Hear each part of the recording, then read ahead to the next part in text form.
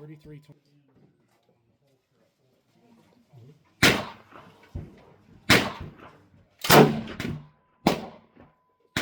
3306. Welcome back to the channel. Today's going to be a fun one. Headed to the range. We're going to be trying a couple of rifles. If you watched my short, you saw how fast we were able to get that Browning 1885 and 270 Winchester over 3,300 feet per second. We're going to see how it shoots today at those velocities. I also brought back a very finicky and picky rifle, the Model 70 Featherweight in 30-06, and we're loading it today with a bullet. Well, if it doesn't shoot this, it's not going to shoot anything well. We're loading it with the 175 grain Sierra Match King. We're going to be using Weatherby N550, so 2 tests. Can it be accurate? How fast can we get this? N550 is going to be awesome. Start with 59.5 grains of N160, 130 grain ballistic tip.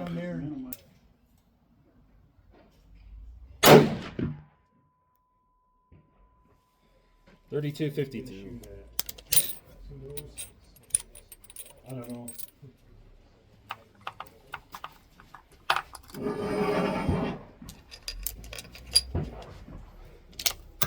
Put it behind him and get that shot for his YouTube. 32.34.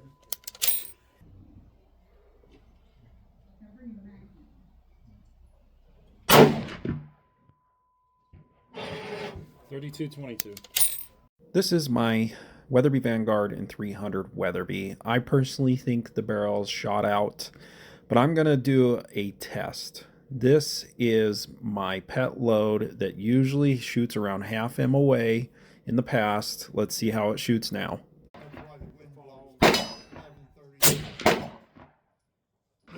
Somebody had ripped them, they had blown out of the. Maybe they got mad and they weren't going to use them. The If your honesty is to that point. The ranges I've worked at, no matter how hard you try. Yeah, I think it's burned out. Nice. All right, back to the 270. This is going to be 60 grains of N160. It was poured out to a 400. It's a 32.89. Should you move it left? really get moving then. Yeah. I had a bump, a buddy that had a. 32.57. You had, when it snowed, you had to be a driver. Well, Not bad at all. 32.69. Farmington, we lived up. Well, at least the Browning's shooting okay. You know, I'm a little sad about my 300 Weatherby. That's the worst group it's ever shot with Reloader 22 and the 175 LRX. Really bad for it. Usually it's under 3/4 inch. A lot of times it's under half MOA. Anyway, I'll show you the Browning 1885 270 Winchester group. It's pretty decent for that rifle. Here we go. I think this averaged around 3270, maybe 3280. It's about a 1-inch group. That's pretty darn good. All right, now we're just going to do a ladder test. Probably going to stop at 2,900 feet per second. I definitely think I'll get there. But that's about the max I want to do with this 175. All right, we're going to start with 56 grains of N550. Let's arm the chronograph. The 60 window and eliminated the wing pin. I don't know about the one. 2810. And on the 68. Okay, 56.5 grains. That was always the dead giveaway. That giveaway. It's like on Mustang between us. Fun cars.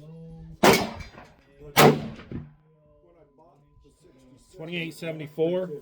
Oh, okay. This might be the last one, which is 57 grains. Bracket car. But if you shoot all of them there, that would be acceptable. For Saratoga. Yeah. Or 2900. Primer is cratered. There's really no ejector mark. Oh, yeah, there is the start of an ejector mark. So 29 is really the max. Okay, the last one. In the short, I got over 3,300 feet per second with this load. Let's see if it's accurate at all.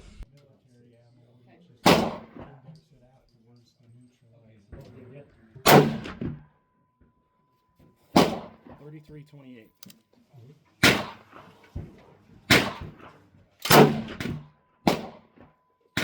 $33.06. If you're mounted, just leave it anywhere over here. $33.06. Not a bad group. All right, I just wanted to show this. Average velocity 3315, SD of 12. Yeah, it's all right. All right, fun day at the range. There's never a bad day at the range, but this definitely wasn't a great day at the range. One gun shot decently well, the others, blah. Let's start with the first group of that 1885. Nothing to write home about, a little over an inch. But went up to 60 grains. Average velocity of 3271, ES of 32, and a .943 inch group. First two right next to each other, and that third shot went away. I did not let the barrel cool whatsoever. I'd say it was about 85 degrees today, and I did these 3-shot groups probably in less than a minute and a half. It is very possible if I let the barrel cool minutes between each shot, maybe we could get them a bit smaller. Okay, this one was technically the best group of the day, and it's going pretty darn fast. So pretty happy with that. Average velocity at 3315 feet per second, ES of 22. Again, first two touching. That third shot was the flyer. And I didn't let this one cool either. Maybe I need to test this again. I think I'm going to back it off just a little bit. There was a little bit of pressure, and see if it'll be a little happier. And next time, I'm going to let the barrel cool. All right, let's see if we can decipher this mess. 300 Weatherby, first shot, second shot, third shot. That is by far the worst it has ever shot with the 175 LRX in Reloader 22.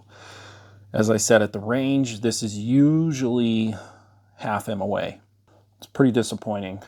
So yeah, I think my 300 Weatherby barrel is cooked.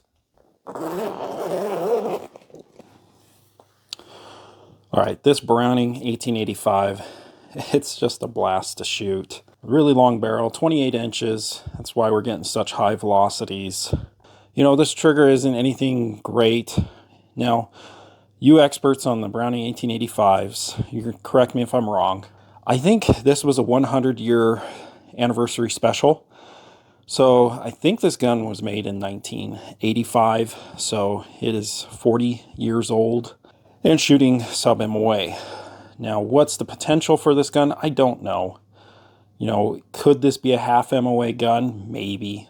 But honestly, I'm pretty thrilled with just sub-MOA at those velocities. But we're going to test this more, see if we can get a little bit tighter groups.